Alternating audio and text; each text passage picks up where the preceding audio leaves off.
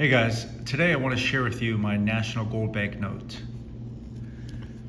Specifically, this is a 1874 $5 note from the Farmers National Gold Bank of San Jose, California. Now, typically when you see these on a auction or eBay listing, it most likely will come from the First National Gold Bank of San Francisco. According to PMG's grading census, roughly 80% of all notes come from that bank. This would represent the second most common. So just under 9% of all notes would be from the Farmers National Gold Bank of San Jose. The most scarce or rare would be the First National Gold Bank of Stockton or the National Gold Bank and Trust Co. of San Francisco. And there's only 4 notes each of $5 denomination from those banks, and that's just under 2% of the population. All right, let's get into the history.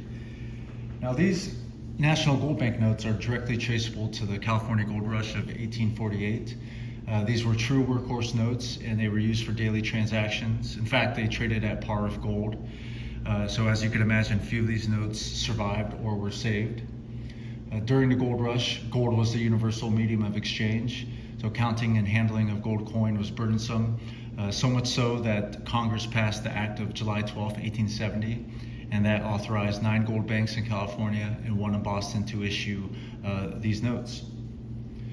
This was noteworthy at the time because the Treasury Department had not yet resumed specie payment, and they wouldn't do so until 1879. And lastly, national gold banks also operated as national banks, so their operations came under the purview of the National Banking Act of 1863. So they too were required to deposit U.S. bonds with the Treasury. All right, let's get into the note itself. As you can see, this comes in at a very fine 25, and there are no negative comments. So a problem-free note according to PMG. The design, you can see it has the same vignettes as national banknotes of the first charter period. So on the left, we have Christopher Columbus and his crew spotting land for the first time, and on the right we have an American princess or Indian princess, which represents America, and she is being presented to the old world.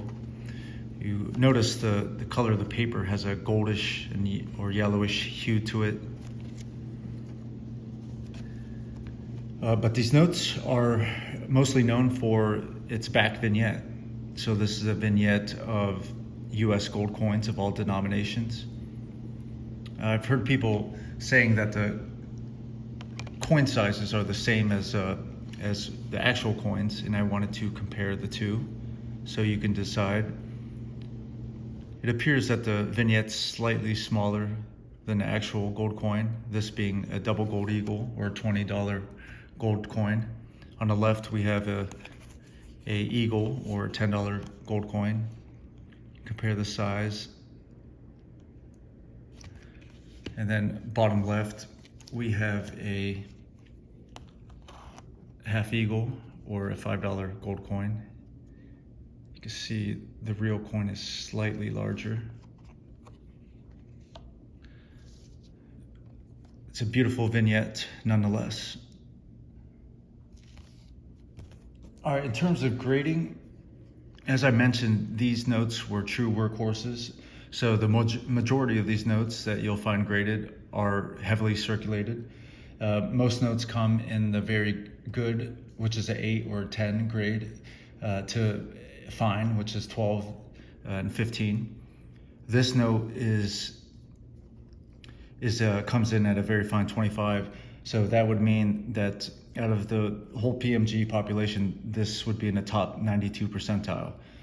So out of 337 total notes, only 31 notes would grade higher than this grade. So it really does emphasize that these notes, they were used. All right. In closing, I want to share a couple of items of ephemera. First one would be this postcard. Now this says First National Bank of San Jose, and that's not the same as Farmers National Gold Bank, but I could not find any images of the original Farmers National Gold Bank, but I did find confirmation that it stood at the same address as this tower here. So this building was built in 1910, and it still stands today, though looking slightly different. But this is the only evidence I could find of Farmers National Gold Bank. And finally, I want to share this cash check from Farmers National Gold Bank of San Jose. This one being made out on December 5th of 1878 in the amount of $35, which was a large amount, as you can imagine. In terms of average daily wage, I looked it up, it's just over $2.30 back in the San Francisco area for 1878, so that would be approximately a half month of wages in this check. But in terms of inflation adjusted gold value, here I'll put that in context, $35 of gold coin would be a double eagle, an eagle, and a half eagle. So the melt value at today's spot price would be just over $5,700. So an enormous amount back then, and a good amount today. Anyway, I wanted to share with you my National Gold Bank note. Please leave a comment, and I appreciate you watching.